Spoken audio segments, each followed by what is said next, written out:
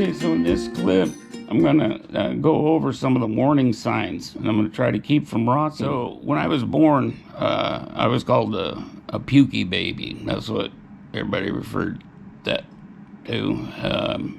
My brothers actually would call me Danny Lukey Pukey, because every time you lay me down, I would vomit.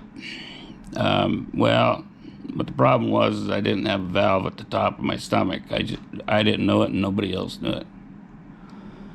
Some of the other red flags, though, were lots of cavities when I was growing up. I mean, this was before I had adult teeth. I had cavities and baby teeth. Now, that doesn't normally happen, especially when you're getting them cleaned and taken care of. But when I was 5, I had crowns on my baby teeth. And I can remember one day walking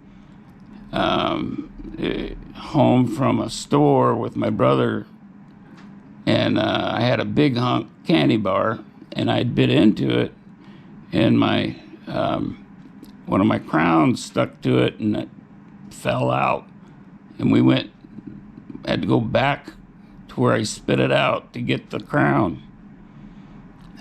So all growing up, I'd have 7, 8, 9. One time I think it was 14 cavities at one time. And we went in annually for this kind of stuff. So that's a real warning sign. That much dental work, all it was is just my teeth getting a steady dose of stomach acid, and it was just eating through the enamel, and then you get a cavity. So because I had acid reflux every night, almost every night growing up, and my folks did everything they could think of to find a solution. I went to the doctor many times, and they didn't have insurance. They had to pay for it out of pocket. And the doctor would just say, "Well, are you worried, or are you worried about girlfriends or school?" And I said, "No, I love school," and all that stuff. They didn't know what to do. They were on the right track. It was a problem with my stomach. I didn't have ulcers, so when I was 9, I had an emergency appendectomy, and it about killed me. It did rupture, and I think the stomach acid probably had something to do with that. Another thing is just being excited about Christmas. As a kid growing up, I found myself getting sick every Christmas. Most of the time I ended up vomiting blood and going to the hospital was right around Christmas. And so I learned Christmas wasn't about presents. Christmas was about getting sick. So it wasn't so exciting anymore, and I quit having problems. So, yes, the signs. Those are the signs. One of the other signs that goes along with that is when you vomit blood, it was bright red. It was just like you'd got cut.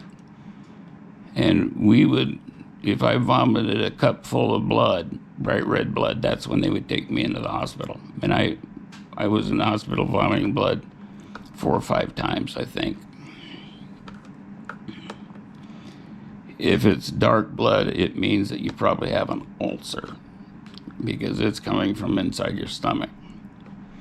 But mine was coming from my esophagus. We just didn't know all that then.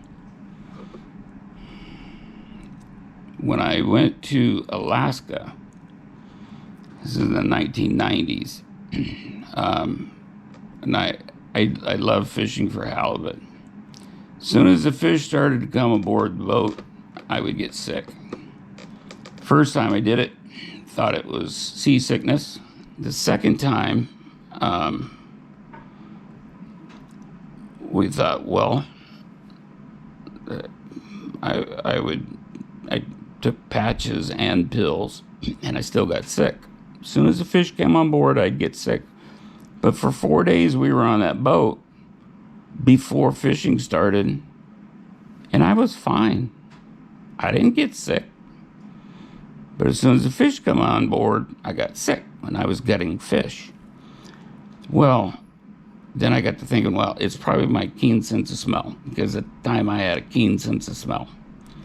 And there were certain odors that would make me nauseated. And so I figured that must be it. So I wore a respirator on the third trip, plus I did all the patches just in case. I still got sick. So, and after that last trip, I ended up, that fall, I ended up in the hospital as an adult vomiting blood. After that episode, we went in and we got a scope done. This is in the late 90s. And at least for Coopville Hospital, Whidbey General, it was kind of a new thing. And when they put the borescope in down my throat, they all they did was just give you some stuff to gargle with, and I wasn't sedated at all. And it was a horrible, like, it was 30 to 40 minutes. And didn't really learn anything from it. The guy basically, I think, was just having fun playing around with the scope. It wasn't until 2003 that we found out I had Barrett's. So one of the other warning signs was when I was in high school, I turned out for football mid-season, and I loved it. I loved every minute of it, and I was good at it. And,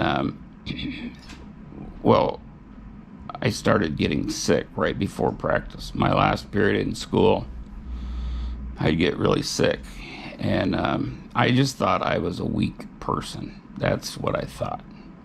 I didn't know at the time what was going on. Otherwise, I would have figured out a way to get through it. So I ended up quitting football after 1 week. So it's all has to do with being excited. If I was excited about something, I would get sick. These are warning signs. If you have any issues like these, if you're having acid reflux more than a couple days a week, a couple times a week, if you don't go anywhere without a Rolade or a Tums, and by the way, Rolades work better than Tums, you need to see a doctor and get this taken care of. If they find Barrett's in you today, they can actually treat it, and you won't have to go through what I'm going through. So that's about it for the warning signs. Thanks for watching. I hope this helps somebody.